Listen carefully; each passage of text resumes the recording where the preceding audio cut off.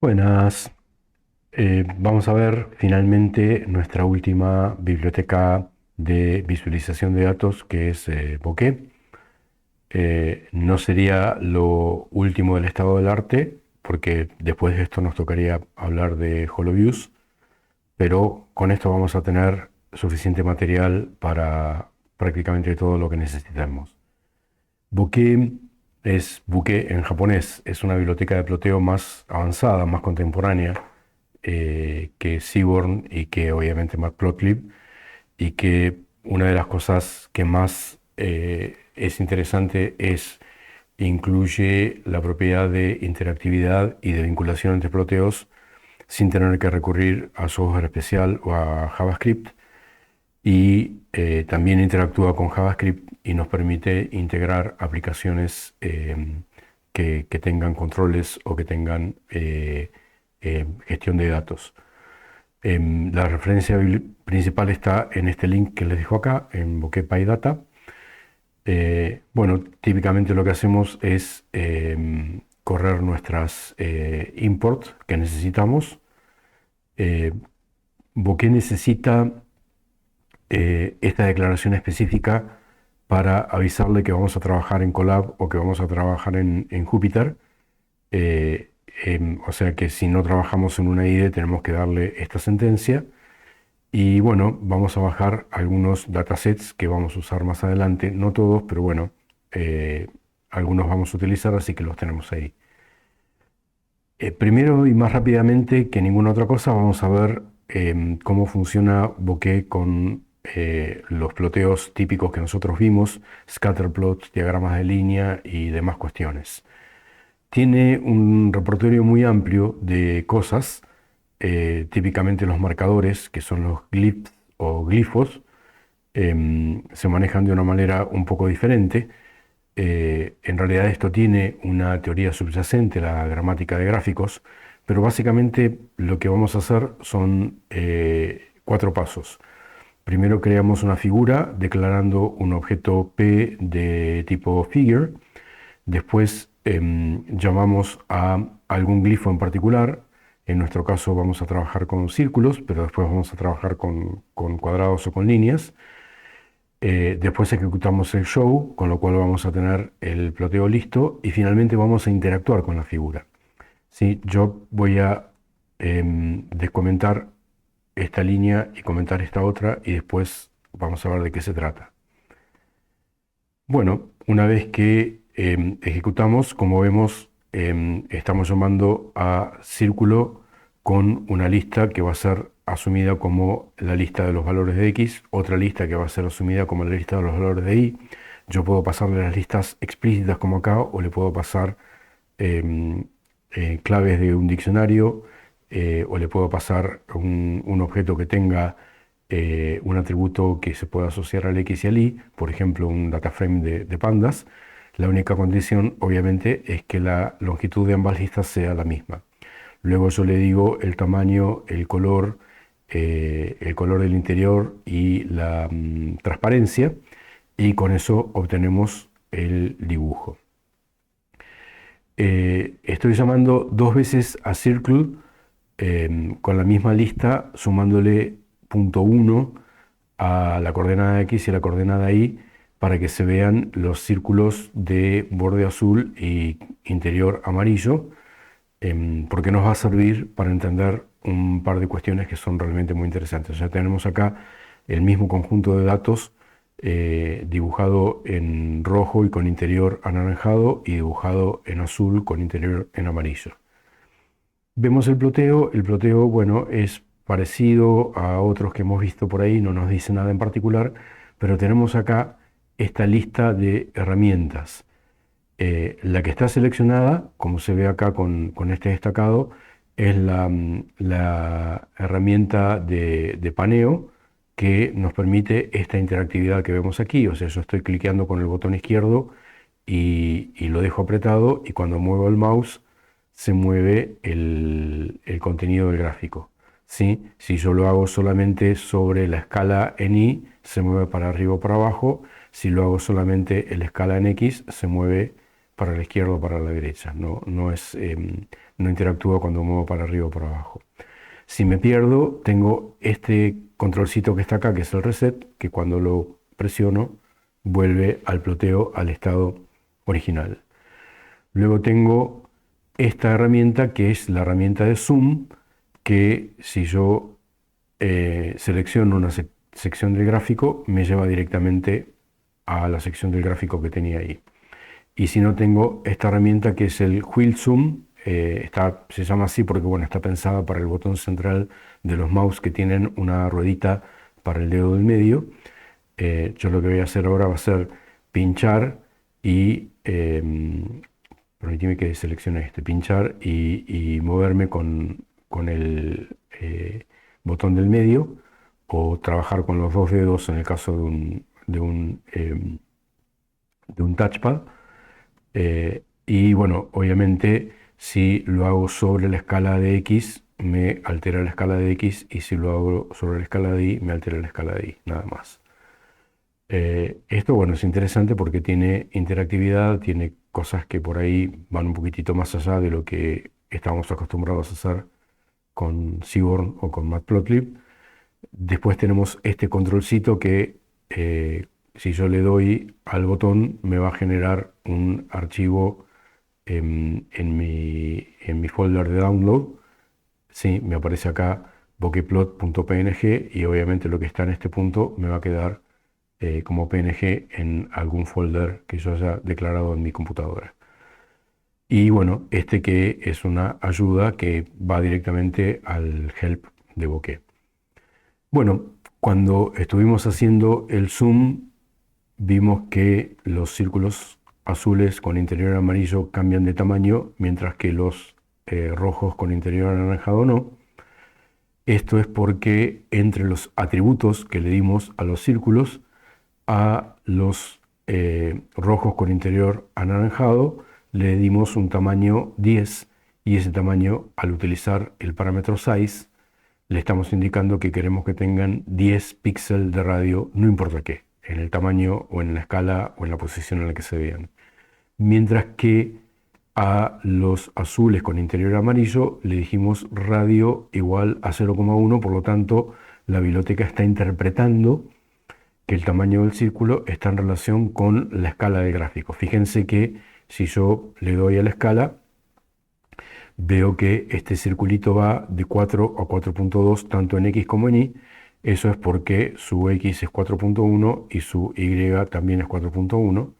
Entonces el radio es 0.1 y por lo tanto va de 4 a 4.2 tanto en X como en Y.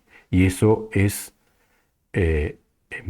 algo que va a cambiar el tamaño del círculo cuando yo cambio la escala de lo que está dentro del ploteo, mientras que los otros quedan como están. Bueno, yo había graficado con esta línea, ahora la voy a comentar y voy a descomentar la otra, simplemente para que vean que a través del atributo tools yo le digo cuáles son las que quiero y me pone las herramientas que quiero. O sea, yo acá le dije solamente wheel zoom y reset, entonces tengo el zoom y tengo el reset nada más. Puedo decirle la lista que quiero. Después vamos a volver a esta cuestión de las herramientas, pero bueno, por defecto nos genera las 6 que vimos recién. Bueno, todos los marcadores aceptan un size medido en píxeles y también aceptan un line color y un alfa y algunos otros atributos que son genéricos de todos los glifos. Algunos glifos tienen alguna cuestión específica. Por ejemplo, ahora voy a hacer algo parecido pero con cuadraditos. Entonces vemos que los cuadraditos tienen un tamaño que es independiente de la escala. ¿Sí? O sea que estamos trabajando con size. Y bueno, fíjense que yo le puedo pasar una lista de tamaños, por ejemplo, para los que son rojitos y no tienen borde, y me los hace con ese tamaño en función de la lista que tengo acá. Si la lista tiene la misma longitud, a cada XY le asigno un tamaño. Esto lo vamos a ver, bueno, porque típicamente cuando trabajamos con un diccionario o con un data frame es la manera en la cual comunicamos diferentes atributos de los glifos a sus atributos visuales. Luego tenemos este otro en el cual, bueno, le dimos un tamaño fijo y le dimos un ángulo también. Entonces vamos a ver que tienen un borde azul y un interior amarillo y a su vez están con una pequeña rotación. Entonces, bueno, el hecho concreto es, todos tienen un tamaño fijo, a diferencia de lo que nos pasaba con los círculos, y eso hace que su apariencia sea diferente en función del lugar en el cual estamos.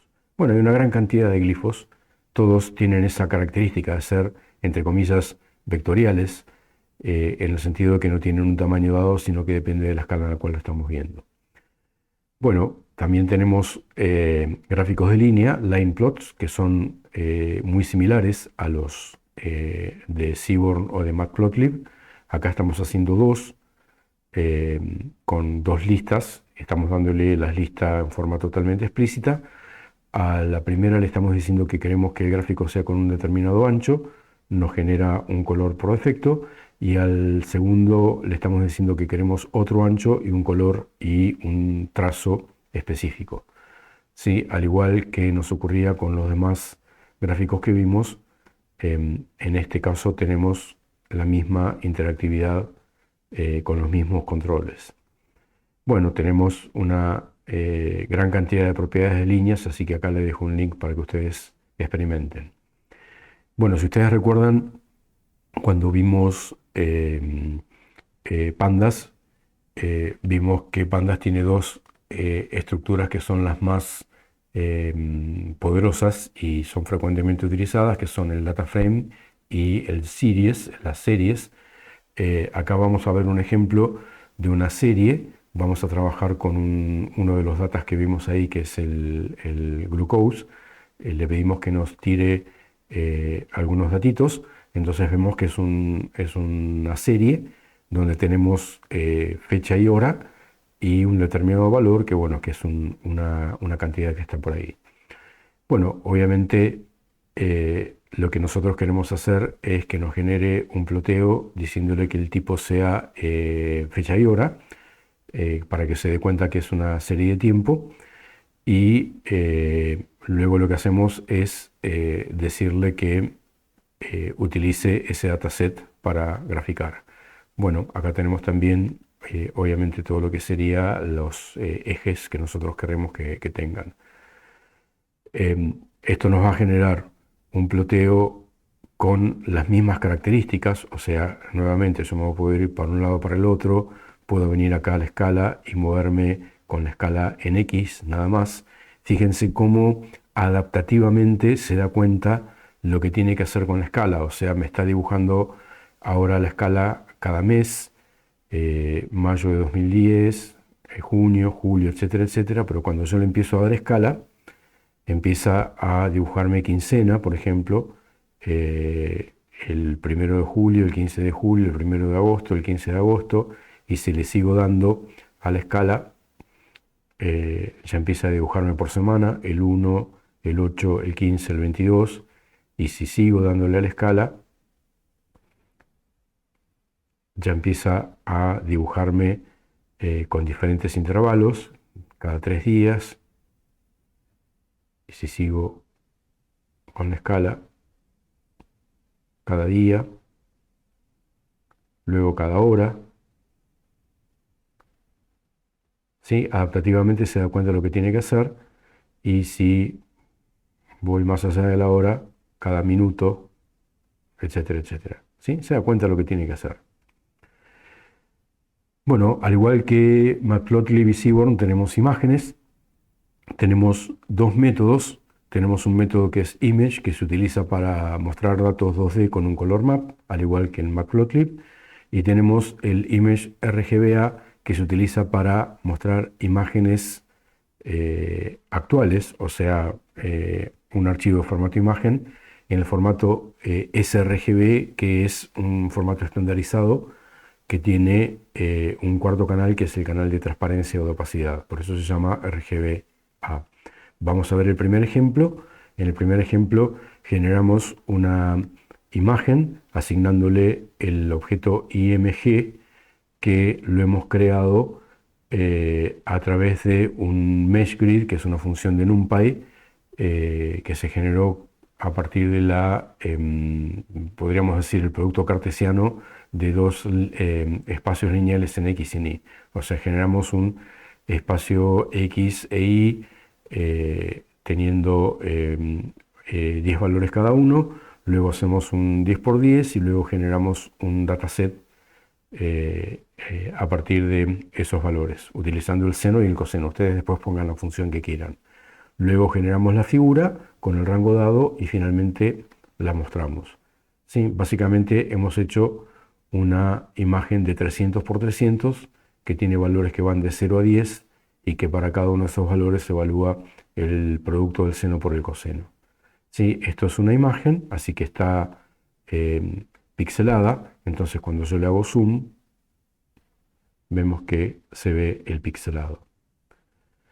Si yo no quiero eso, puedo trabajar directamente con el objeto ImageRGBA. Vamos a hacer algo parecido, pero para que se vea la utilidad de lo que es trabajar con los canales de color, vamos a crear una imagen a la cual le vamos a asignar a cada uno de los 4 canales, el canal rojo, verde, azul y alfa. Le vamos a dar valores por fila y por columna. En realidad, el valor de verde va a estar constante en 100 de 0,255, o sea, un valor bajo a intermedio, y el valor de alfa, o sea, la opacidad, va a estar fijo en 255. O sea, simplemente lo que vamos a hacer va a ser variar el R por columna, perdón, por fila, y variar el J por columna. Entonces vemos cómo el rojo aumenta por fila, de abajo para arriba, y el azul aumenta por columna de izquierda a derecha. Entonces, abajo a la izquierda tenemos el verde bajo intermedio, y a medida que vamos aumentando pasamos por diferentes gamas de colores hasta llegar al magenta que está arriba a la izquierda. Simplemente me muevo un poquitito y le doy a la escala mucho para que se vea que en ningún momento pixela. ¿Sí? Cuando está trabajando con un objeto de tipo imagen RGBA, salvo que yo le diga que no, va a aplicar una técnica para evitar el pixelado que se llama reconstrucción, en este caso una reconstrucción bicúbica. Los que han hecho la materia de imágenes seguramente saben de qué se trata, y los que no, bueno, cuando hagan alguna materia de imágenes van a ver de qué se trata la reconstrucción bicúbica. Bueno, por SUPU es posible hacer ploteos con varios marcadores. Simplemente lo que hacemos son llamados sucesivos sobre un mismo objeto figura y los ejecutamos en el orden establecido. Entonces acá generamos una lista X por comprehension, generamos un rango de 0 a 9, luego una lista Y que nos hace la raíz cuadrada de los valores que están en la lista X, creamos una figura y luego le decimos primero que nos haga líneas que vaya a ancho 2 en cada uno de los XY de las dos listas, y luego que nos haga círculos con un determinado tamaño y un determinado color. Con lo cual obtenemos el gráfico de la raíz cuadrada que nosotros queríamos. Obviamente esto es totalmente adaptativo, o sea, si yo de pronto le digo que lo quiero pero con 20 en vez de con 10, nos va a generar exactamente lo mismo rápidamente. No hago cosas que son relativamente obvias en este video para que no quede muy largo. Y bueno, ya sabemos que esto en todo momento respeta la interactividad de los controles que tiene por defecto. Si vemos que estos 6 controles aparecen siempre que yo creo un objeto de tipo figura y no le digo qué controles quiero que tenga, qué tools quiero que tenga. Anotaciones. Vamos a ver varias anotaciones. Algunas son relativamente obvias y otras son muy interesantes y nos permiten hacer ploteos realmente muy vistosos, realmente muy interesantes y originales. Dos de los ploteos que son interesantes como notaciones son las pautas visuales que podríamos llamar infinitas. O sea, yo puedo poner una línea infinita, esto es redundante, una línea recta es infinita, pero bueno, puedo darle un objeto que se comporte realmente como una línea recta, o puedo darle regiones. Vamos a ver el primer ejemplo. Entonces, bueno, nuevamente generamos una lista X y una lista Y con valores. Luego declaramos una función con un determinado rango, le decimos que nos genere un gráfico de líneas con los valores que están acá, y luego vamos a agregarle como layout dos objetos de tipo línea infinita que se llaman span.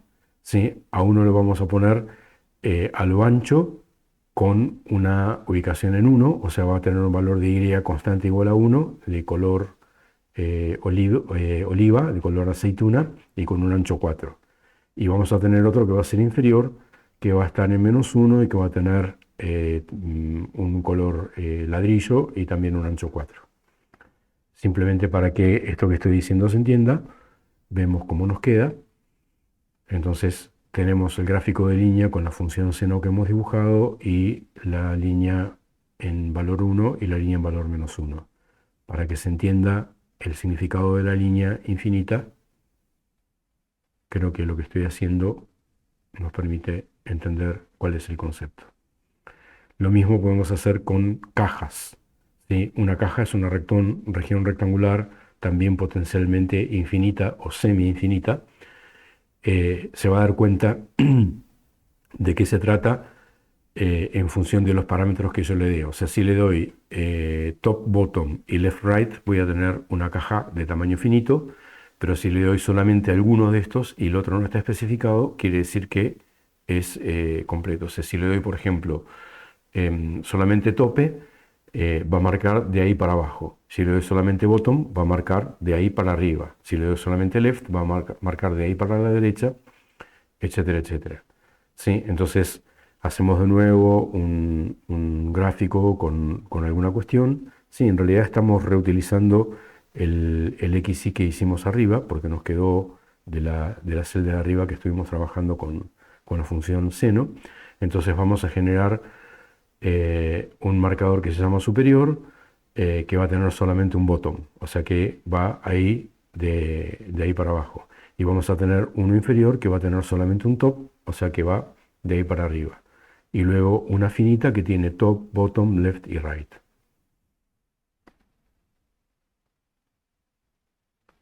Bueno, mismo gráfico con las tres cajas.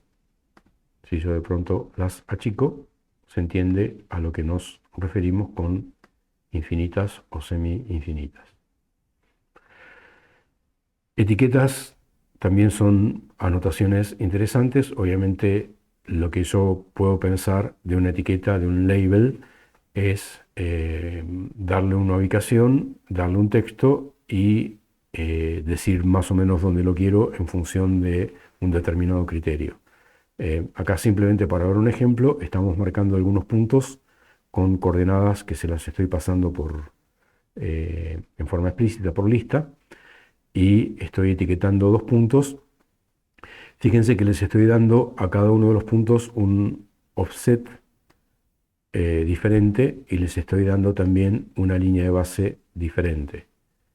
Ahora vamos a ver de qué se trata, a lo que me refiero. Entonces, el punto 1 tiene un offset de 12, lo cual quiere decir que de la ubicación del label está 12 píxeles hacia la izquierda, y la línea de base está en el medio. O sea, si este texto estuviese rodeado por un rectángulo, el Y que yo le doy es la altura del centro de esa caja. Si yo le digo que la línea de base es el top, entonces el Y está en el tope de la caja. Y acá le di un offset un poquitito mayor. Si yo no le hubiese dado, o supongamos que yo hago 0 el offset, simplemente para que se vea, darle 0 al offset es lo mismo que no decirle nada. Fíjense que queda pegado básicamente al punto que yo le doy, lo cual no es necesariamente una buena idea. Obviamente hacer estas anotaciones que estamos haciendo una por una, pasándole el X y el Y, que es el mismo X y que le pasamos de los puntos, es una idea muy manual. Entonces, obviamente, lo que podemos hacer es aprovechar el pasaje de información a través de un parámetro de tipo diccionario.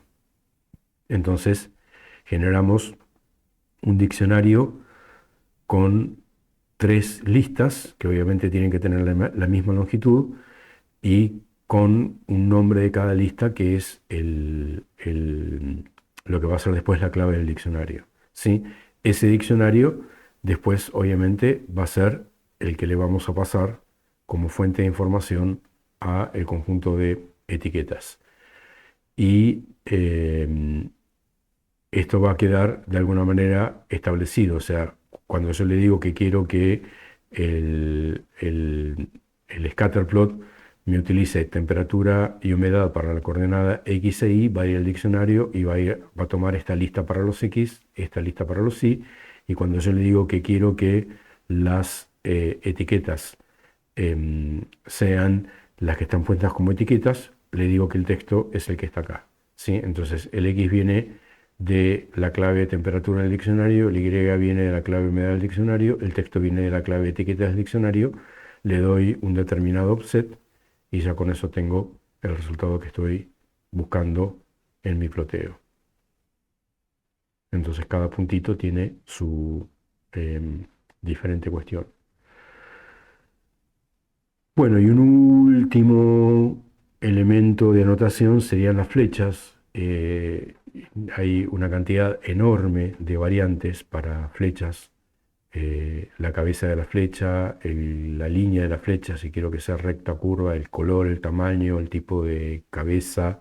Es una cantidad realmente muy interesante y obviamente puedo hacer unos ploteos muy, muy atractivos poniéndole flechas con tamaños, formas y colores interesantes. Acá simplemente no me voy a detener mucho en esto, simplemente les muestro un ejemplito donde puse 3 círculos y 3 flechas con diferentes cabezas para que se vea cómo es cada uno. Si ustedes tienen interés, inspeccionan cuáles son los atributos que le he dado a cada una de las flechas para que se vean cómo se están viendo.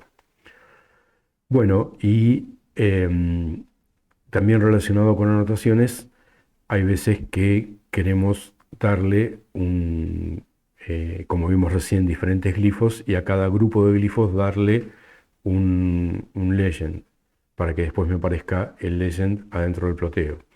Eso lo hacemos simplemente diciéndole que el label del legend es un texto que nosotros le damos.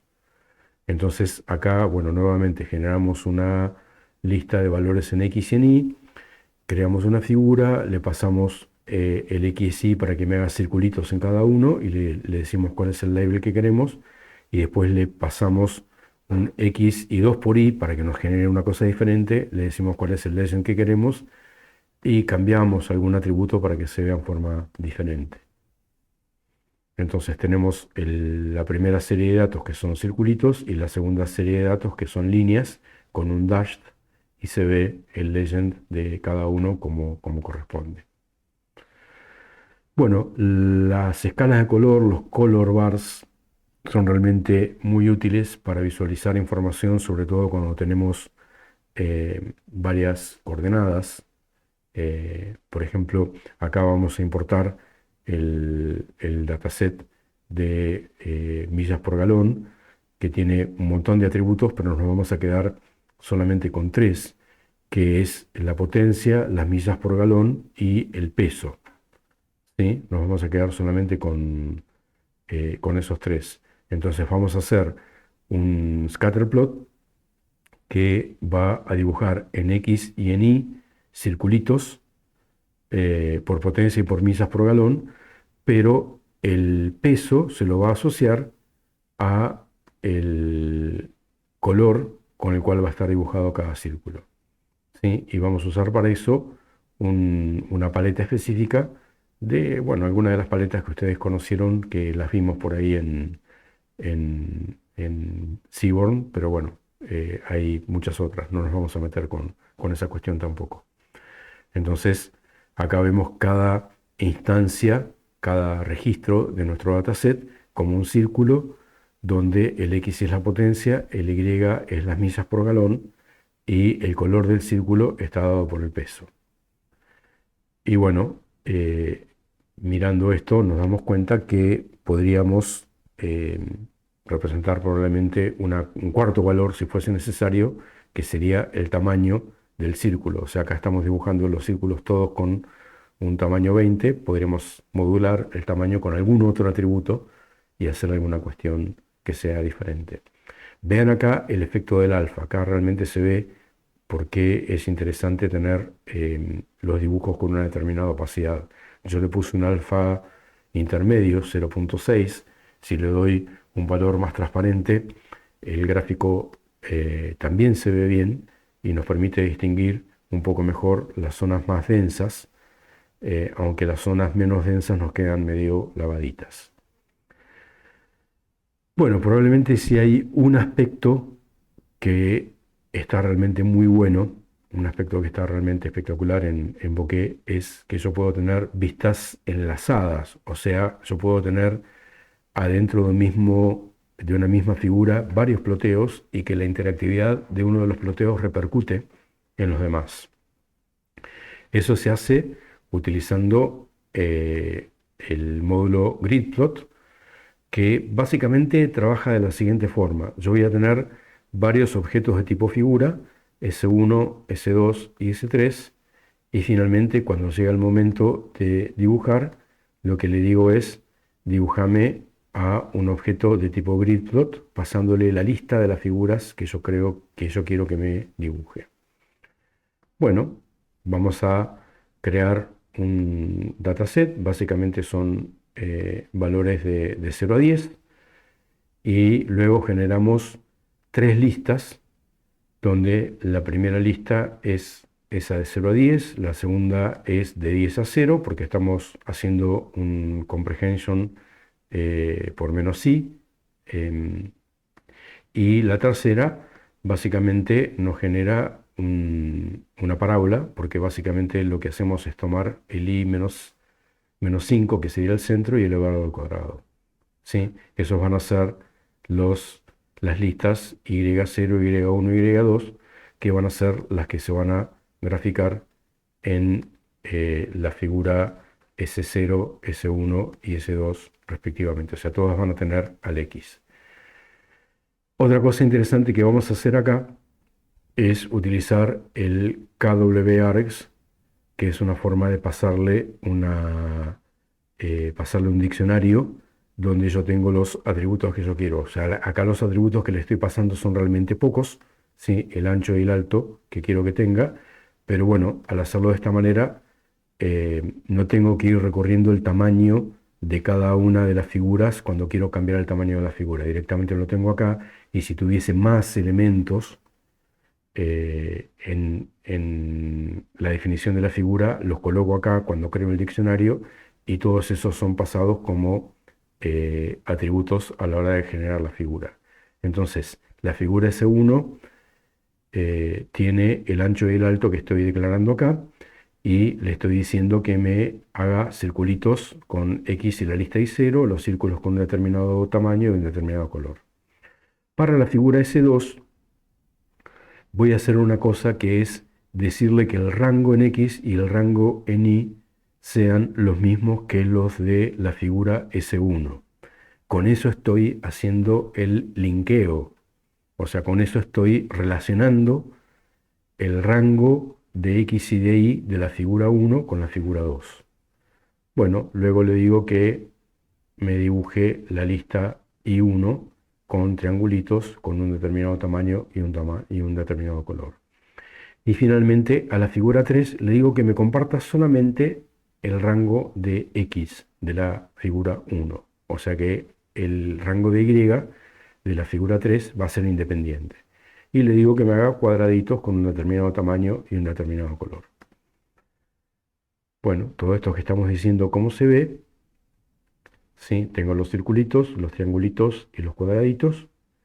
Y fíjense que cuando yo muevo el X, se mueven las tres al mismo tiempo. Cuando muevo el Y, se mueve el de arriba y el de abajo nada más, pero no se mueve, eh, perdón, cuando muevo para arriba o para abajo se mueve el de la izquierda y el del medio, pero este no se mueve porque esta figura no está compartiendo la coordenada Y. Y esto es válido también para la escala. O sea, cuando yo cambio la escala, por ejemplo, acá estoy comprimiendo la escala, se comprime el X y el Y en la figura de la izquierda y en la del medio, pero se comprime solamente el X en la figura de la derecha porque la escala en Y está fijada, no es variante. ¿Sí? O sea, yo básicamente con esto lo que quiero decir es que puedo enlazar la interactividad de la vista de cada una de las figuras. Entramos ya dentro de un territorio que es probablemente el más interesante, pero también un poquitito el más complejo de lo que es bokeh, que es la interactividad. Una de las interactividades más básicas se denomina brushing, por alguna razón que ignoro, que básicamente es lo que ocurre cuando yo pincho con el botón izquierdo y sin levantar el botón izquierdo muevo el mouse, ¿sí? Lo que nosotros llamaríamos en castellano pintar, ¿sí? Básicamente lo que hago es cliqueo primero y después arrastro el mouse. Bueno, de nuevo vamos a generar un rango de valores y un par de listas con valores derivados a partir de esa lista de valores. Y vamos a hacer dos ploteos que llamamos izquierdo y derecho. Y vamos a ver qué es lo que ocurre con el brushing que hacemos. Para eso vamos a darle a la creación de la figura una lista de herramientas. O sea, en vez de no darle el parámetro tools y que nos genere las 6 por defecto, o en vez de darle como hicimos hace un rato, que le dijimos cuál es la que queríamos, ahora vamos a utilizar dos herramientas nuevas, que son la selección por box y la selección por lazo, y el help. Bueno, la selección por box es, como ustedes imaginan, yo dibujo una cajita y hago el brushing que estoy queriendo hacer. Fíjense cómo se vinculan entre sí ambas vistas en forma normal. La selección por lazo, no sé por qué razón esta herramienta se llama lazo, pero básicamente yo pincho en un determinado lugar y a partir de ahí me voy moviendo con una especie de radio y punto tocado, punto seleccionado, y el movimiento tiene como una especie de lógica XOR. O sea, cuando paso una vez selecciona, cuando paso por segunda vez deselecciona, si paso por tercera vez selecciona, por cuarta vez deselecciona, etcétera, etcétera. Esto lo tienen que mirar. Ustedes van a tener esta notebook para jugar, así que lo intentan ustedes. Luego, otra de las interacciones típicas que tenemos es lo que se llama el planeo, el hover, que es cuando paso con el mouse por arriba. Por ejemplo, cuando paso con el mouse por arriba de este lugar, Júpiter tiene esa característica que me muestra la celda o me muestra una flechita. O cuando paso por acá, me muestra estos botones que yo puedo utilizar para interactuar, ¿sí? Y a su vez se combinan porque, bueno, cuando estoy por acá y paso por arriba me cambia el color. Yo quiero hacer ese tipo de cosas, o sea, quiero hacer que me cambie la apariencia, que me aparezca un tooltip, que me figuren cosas cuando estoy planeando por arriba del objeto. Entonces acá vamos a utilizar la Hover Tool, la vamos a importar.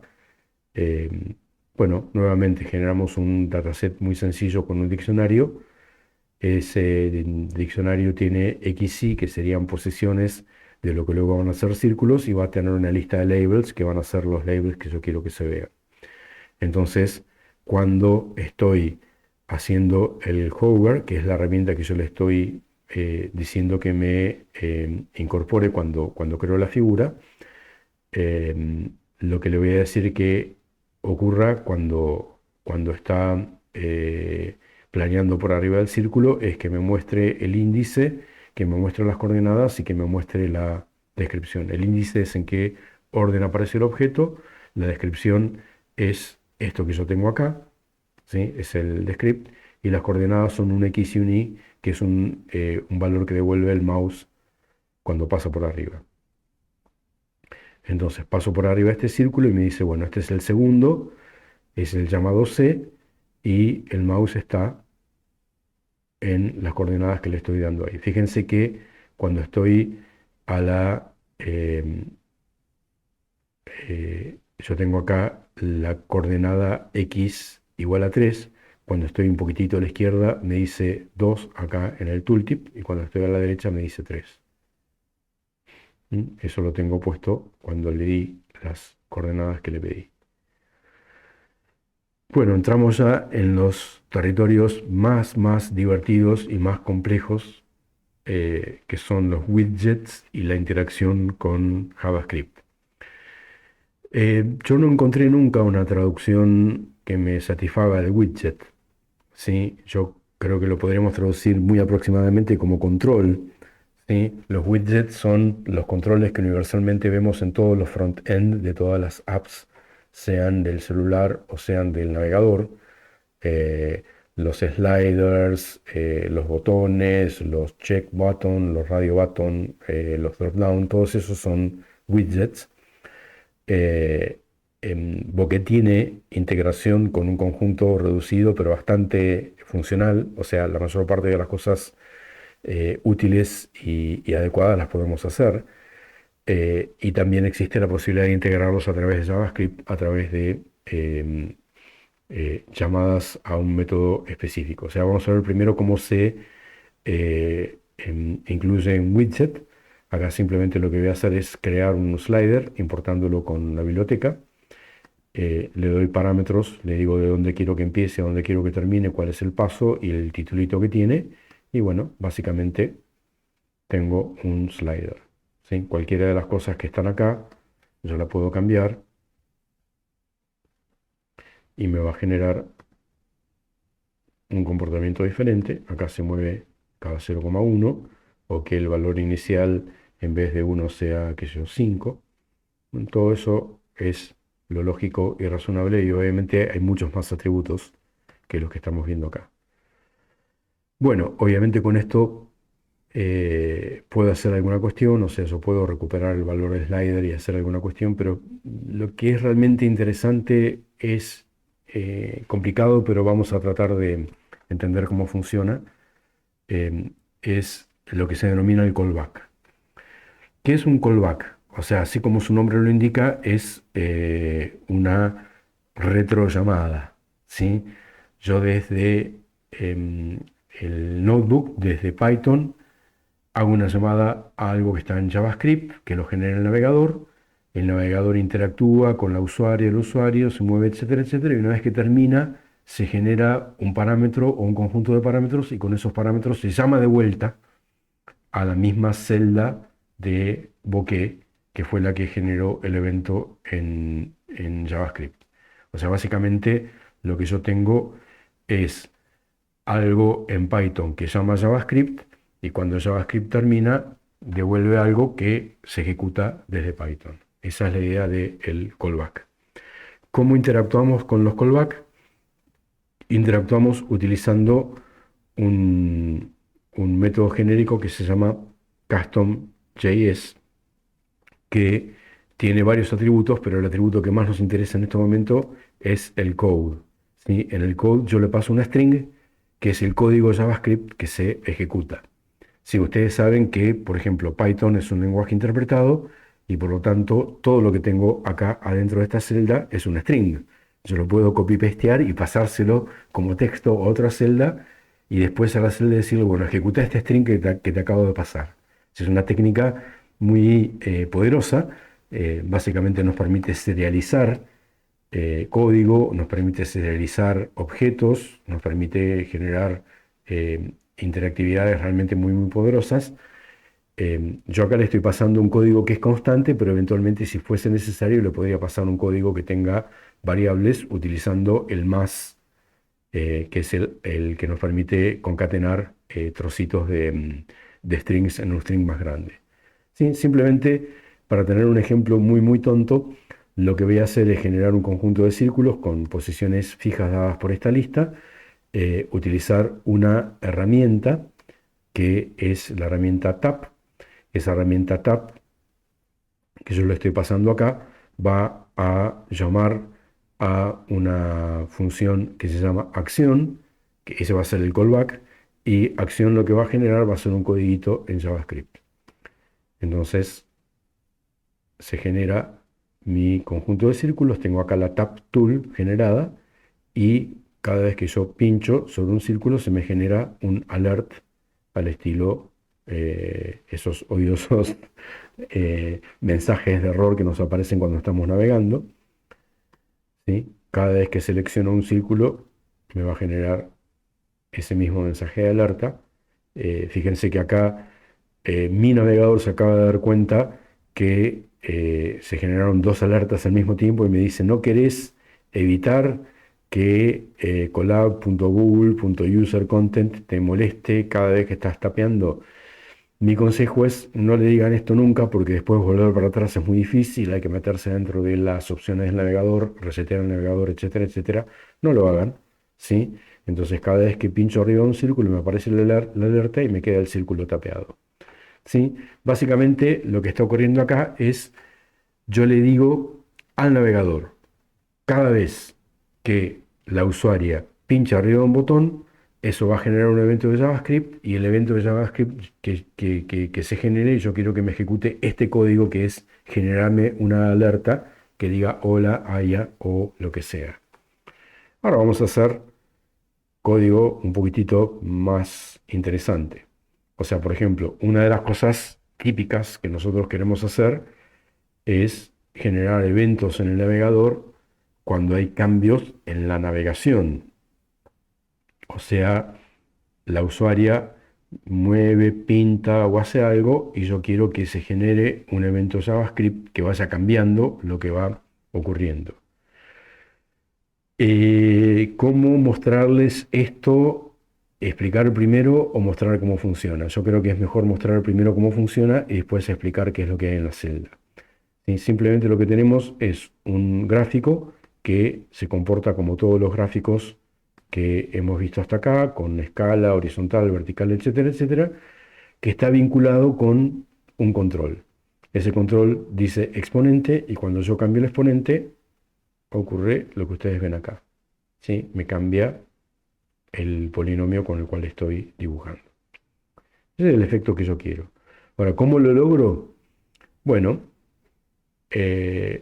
básicamente genero un conjunto de valores, una lista por comprehension. Estoy generando 200 valores de 0 a 200, moviéndome de a 5 milésimas.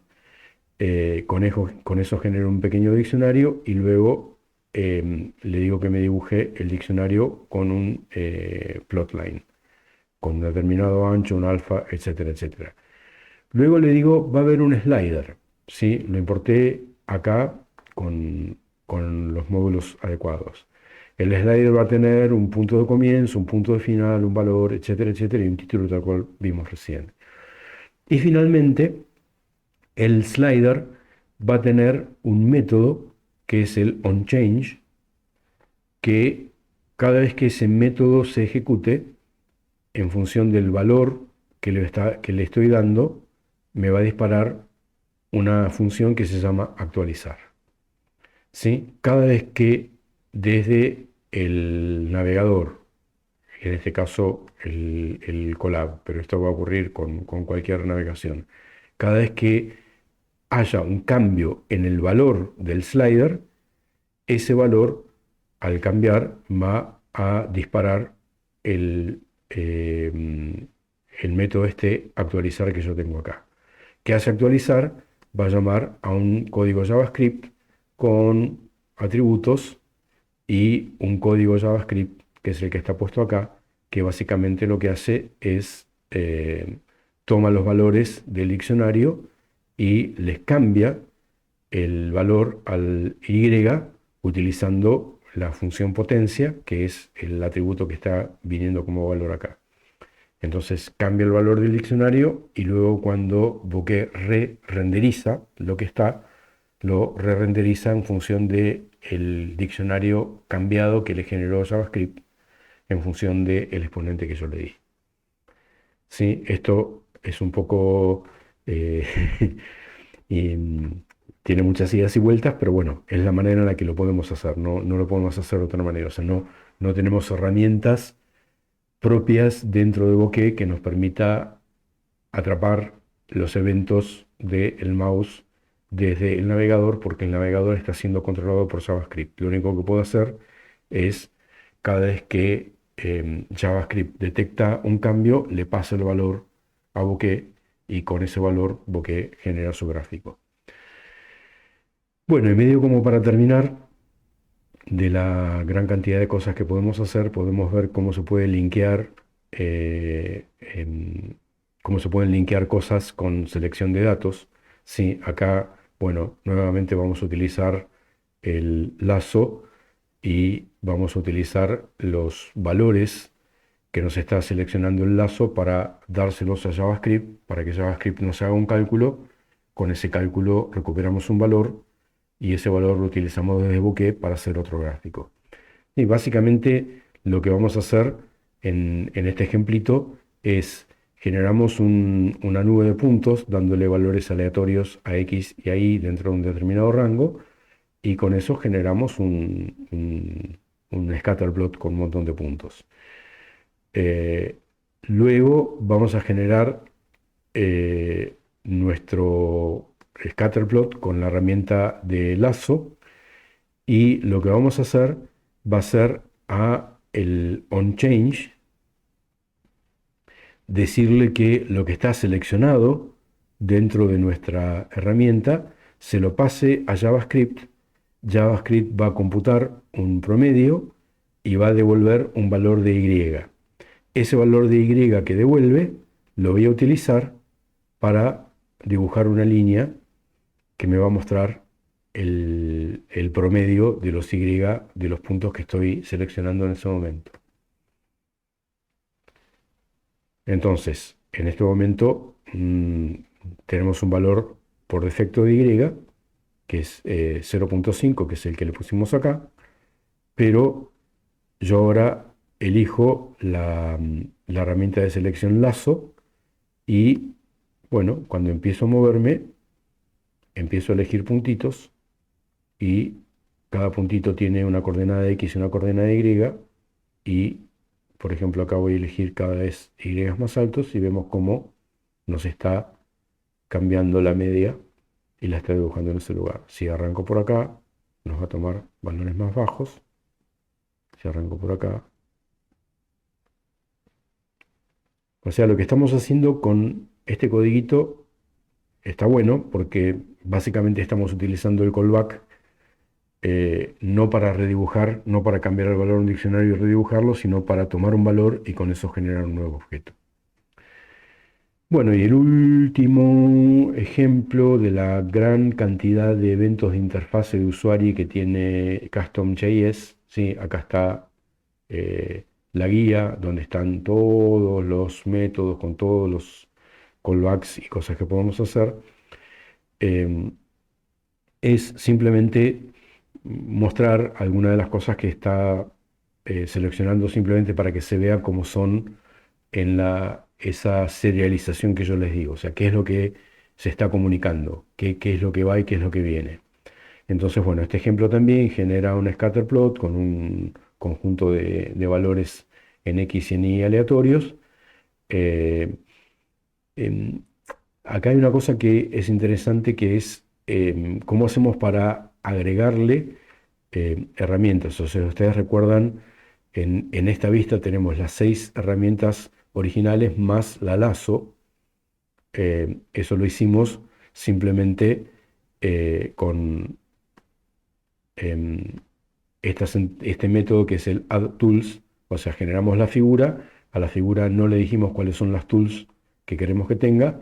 Entonces, ¿qué es lo que va a ocurrir? Las va a generar con las 6 originales, pero no me va a meter la lazo.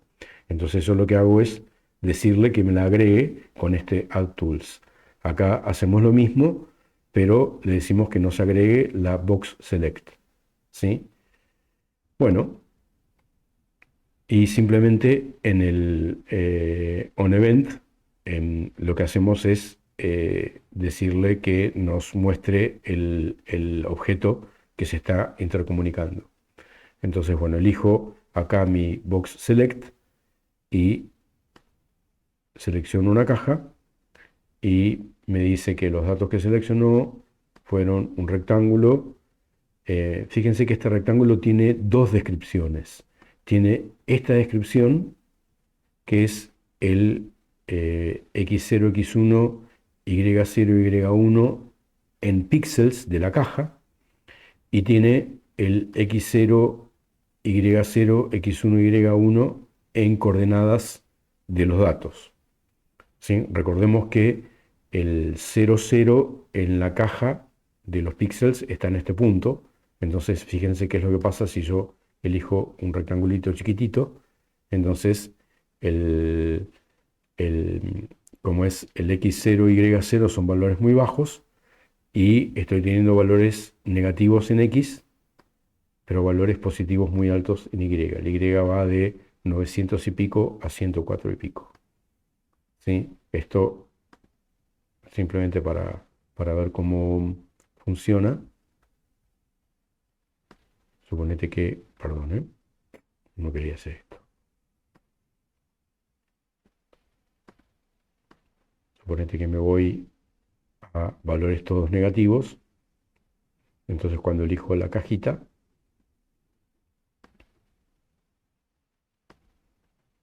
los valores del rectángulo siguen siendo todos positivos, pero los valores de los datos son todos negativos. Bueno, y si elijo la herramienta lazo, ups, ya ven lo que ocurrió, me va tirando los contenidos de la herramienta. ¿Sí? Suponete que eh, ejecuto de nuevo para que no me aparezca eso y me muevo con más cuidado. Entonces elijo la herramienta lazo y cuando voy pintando puntos, los puntos que me va generando, me los va dando en este string que está acá. A medida que me voy moviendo, me va generando nuevos. ¿Sí? Me paro en este lugar, me genera estos que están acá. Y es realmente interesante porque permite ver cómo ocurre. Bueno, como les decía, hay una gran cantidad de cosas, todas interesantes para ver. Los tipos de widgets, de herramientas, de selección y de rangos. Todo eso lo pueden ver siguiendo el link de la guía de usuario, viendo las interacciones con JavaScript. Bueno, espero que les haya resultado interesante y que lo puedan utilizar más adelante o ahora en la materia o en su vida profesional o académica. Y cualquier duda que tengan, me comentan. Les mando un saludo y que estén bien.